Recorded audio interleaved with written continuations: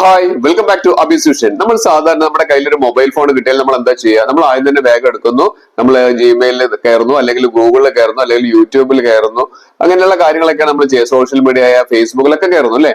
പക്ഷെ നമ്മൾ പല കാര്യങ്ങളും നമ്മൾ ശ്രദ്ധിക്കേണ്ടതുണ്ട്. നമ്മൾ ഇതിലേക്ക് നേരിട്ട് അങ്ങോട്ട് കയറാൻ തുടങ്ങി കഴിഞ്ഞിട്ടുണ്ടെങ്കിൽ നമ്മുടെ ഫോണിലുള്ള പല രഹസ്യങ്ങളും, അതുപോലെ തന്നെ നമ്മുടെ പല ബാങ്ക് അക്കൗണ്ടിങ്ങിന്റെ പാസ്വേഡുകൾ, അതുപോലെ തന്നെ നമ്മുടെ യൂസർ അക്കൗണ്ട്സുകൾ, അതായത് ഫേസ്ബുക്ക്, ഇൻസ്റ്റാഗ്രാമിന്റെ അക്കൗണ്ട്സിന്റെ ഒക്കെ പാസ്വേഡുകൾ, ഇതൊക്കെ നമുക്ക് നഷ്ടപ്പെടാൻ വളരെ സാധ്യതയുണ്ട്.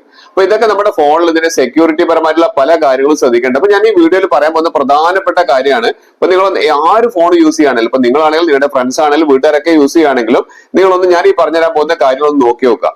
എന്തൊക്കെയാണ് ആ കാര്യങ്ങൾ എന്ന് പറയുന്നതിന് മുൻപ് എന്റെ ചാനൽ സബ്സ്ക്രൈബ് ചെയ്ത് ആരെങ്കിലും കാണുന്നുണ്ടെങ്കിൽ ആ സബ്സ്ക്രൈബ് ബട്ടണും തൊട്ടടുത്ത് കാണുന്ന കുഞ്ഞ് ലൈക്ക് ബട്ടണും പിന്നെ എല്ലാ ഫ്രണ്ട്സിലേക്കും ഈ ഒരു അടിപൊളി ഇൻഫർമേഷൻ ഷെയർ ചെയ്തെടുക്കാൻ മറന്നു പോകരുത്. കാരണം ചിലപ്പോൾ ഇവർക്കാർക്കും ഈ ഒരു ഓപ്ഷനോ കാര്യങ്ങളോ അറിയാറുണ്ടാവില്ല. അപ്പൊ അതുകൊണ്ട് നിങ്ങൾ എല്ലാ ഫ്രണ്ട്സിലേക്കും ഷെയർ ചെയ്തെടുക്കാനും മറന്നു പോകരുത്. ഒരു മൊബൈൽ നമ്മുടെ കയ്യിൽ കിട്ടിക്കഴിഞ്ഞാൽ നമ്മൾ ഓൺ ദി സ്പോട്ടിൽ നമ്മൾ ചെയ്യുന്ന കാര്യം, നമ്മൾ ഗൂഗിൾ ക്രോമിൽ കയറുന്നു, അല്ലെങ്കിൽ നമ്മൾ വാട്സപ്പിൽ കയറുന്നു, ഫേസ്ബുക്കിൽ കയറുന്നു, ഇങ്ങനത്തെ പല കാര്യങ്ങളാണ് ചെയ്യുന്നത്. പക്ഷെ നമ്മൾ സെക്യൂരിറ്റി പരമായി നമ്മൾ ചെയ്യേണ്ട പ്രധാനപ്പെട്ട ഒരു കാര്യം, നമ്മൾ ഗൂഗിൾ ക്രോമിൽ ഒന്ന് കയറുക. ഗൂഗിൾ ക്രോമിൽ കയറി കഴിഞ്ഞാൽ നമ്മുടെ സെറ്റിംഗ്സ് പറയുന്ന ഒരു ഓപ്ഷൻ ഇവിടെ കാണാൻ വേണ്ടി സാധിക്കും. എല്ലാവരും ഒന്ന് ഞാൻ ഈ പറയുന്ന സമയത്തിന് നോക്കി നോക്കുക. ഗൂഗിൾ ക്രോമിൽ കയറിയിട്ട് നിങ്ങളുടെ സെറ്റിംഗ്സ് ഒന്ന് ഓപ്പൺ ചെയ്യുക.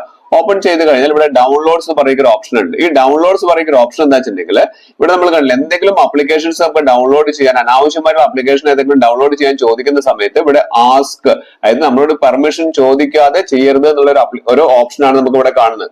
നിർബന്ധമായിട്ടും അത് നമ്മൾ എന്ത് ചെയ്യണം? ഓൺ ചെയ്ത് വെക്കണം. അതായത് നമ്മൾ ഏത് അപ്ലിക്കേഷൻ നമ്മളോട് ഡൗൺലോഡ് ചെയ്യാൻ വേണ്ടി പറയുമ്പോഴും നമ്മളോട് സമ്മതം ഇല്ലാതെ ഒരിക്കലും എന്ത് ചെയ്യരുത്? ഒരു അപ്ലിക്കേഷൻ ഡൗൺലോഡ് ആവരുത്.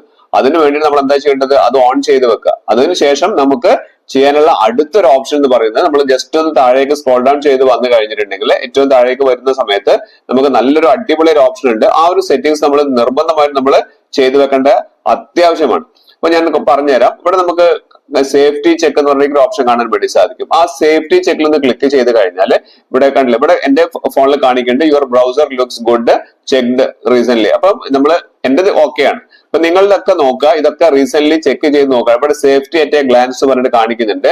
Chrome is up to date. Chrome up to date ആണോ നോക്കുക. പിന്നെ നോ കോംപ്രമൈസ്ഡ് പാസ്വേഡ്സ്, അതായത് നമുക്ക് ഒന്നിൽ കൂടെ പാസ്വേഡ് അല്ലെങ്കിൽ വേറെ ആരെങ്കിലും പാസ്വേഡ്സ് അടിച്ചു മാറ്റുന്നുണ്ടോ എന്ന് ഇവിടെ അറിയാൻ സാധിക്കും. പിന്നെ ഇവിടെ എൻഹാൻസ്ഡ് ബ്രൗസിംഗ് ഓപ്ഷൻ ഇവിടെ കാണിക്കുന്നുണ്ട്. ഈ എൻഹാൻസ്ഡ് ബ്രൗസിംഗ് നിങ്ങളുടെ ഒന്ന് ജസ്റ്റ് ഒന്ന് ക്ലിക്ക് ചെയ്ത് കഴിഞ്ഞാൽ നിങ്ങൾക്ക് കാണാൻ സാധിക്കും.